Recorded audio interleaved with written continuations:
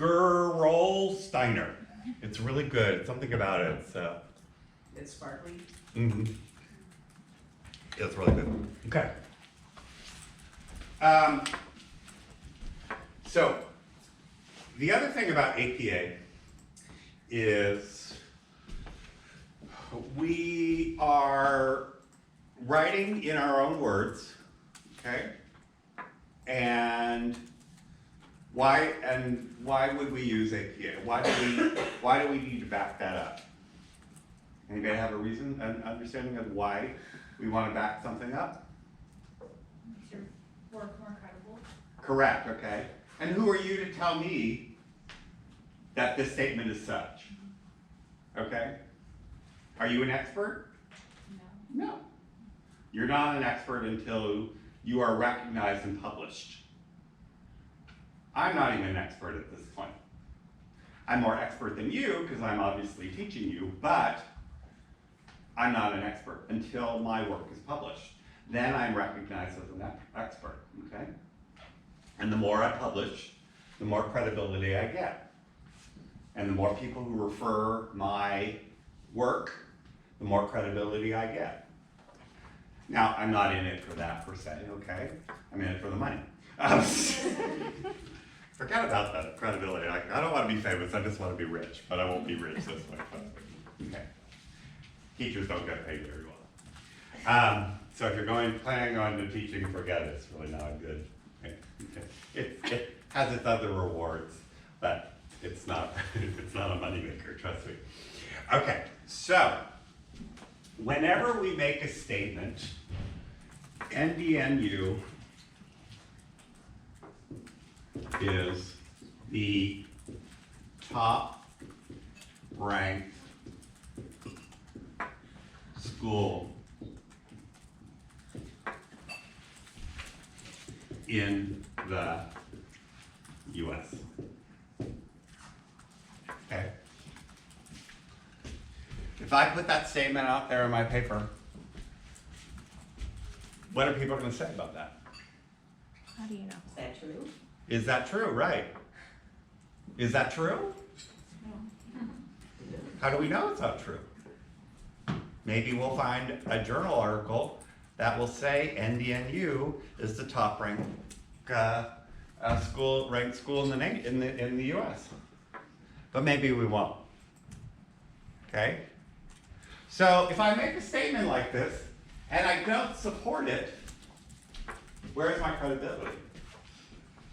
It's gone down the tubes. Okay. So.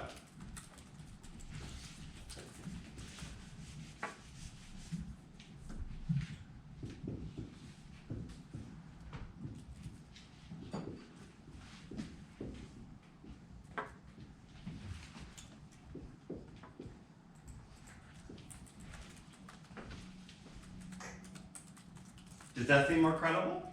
Do you think I can find something that will support that? Yeah, I can, probably. What I need to do is I go to the US, there's not census data, but data that will support this. So what I would come along and say, the census, or authors of the census, or analysts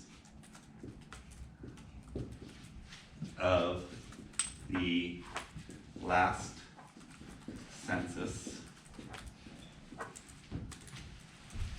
named Harvard,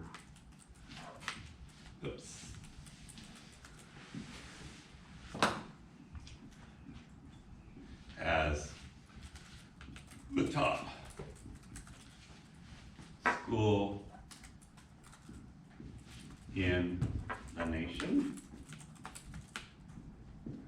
and I have a citation here. Okay? I have now supported my contention that Harvard is the top ranked school because I have referred to verifiable data. Okay? Census data is pretty it's, you know, pretty strong.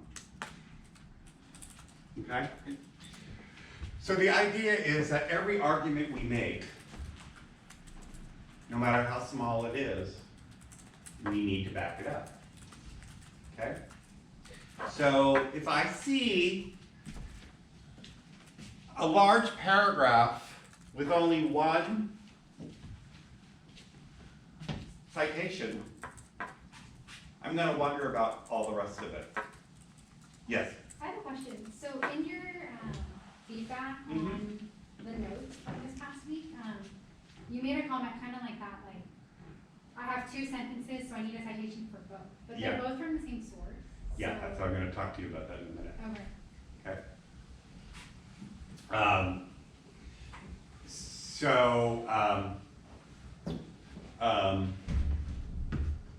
So we need credibility, okay?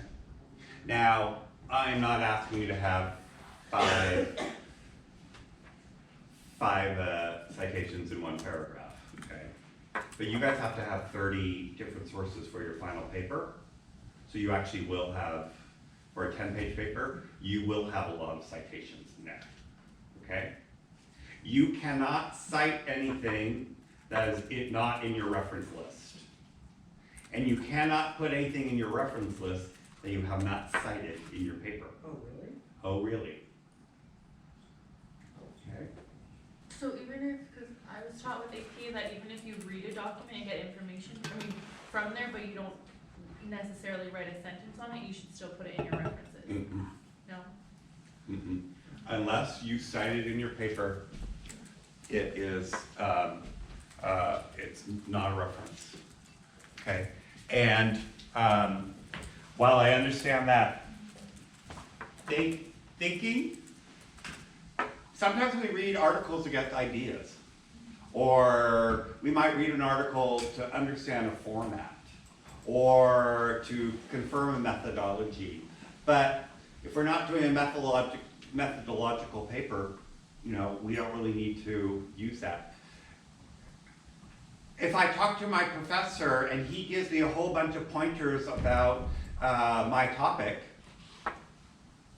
should I cite him or her? Well, they're an expert. They're published. So the same thing goes. It's not to say that you shouldn't do outside research. A lot of times you do research and you don't use the article. I can tell you I have over 200 references for my thesis, and can't tell you how many other articles I read or looked at or perused in order to find ones that were relevant to what I said or I found information that I needed to support my contention. So no, you do not, unless it's cited and in your reference. For the final paper, do we need 30 citations or 30 references? It's actually asking for 30 references is my understanding, the way it's written. And so really what that means is you're gonna find census data, you have the ability to go and look at websites. It says, I think you can use 10 websites or something like that.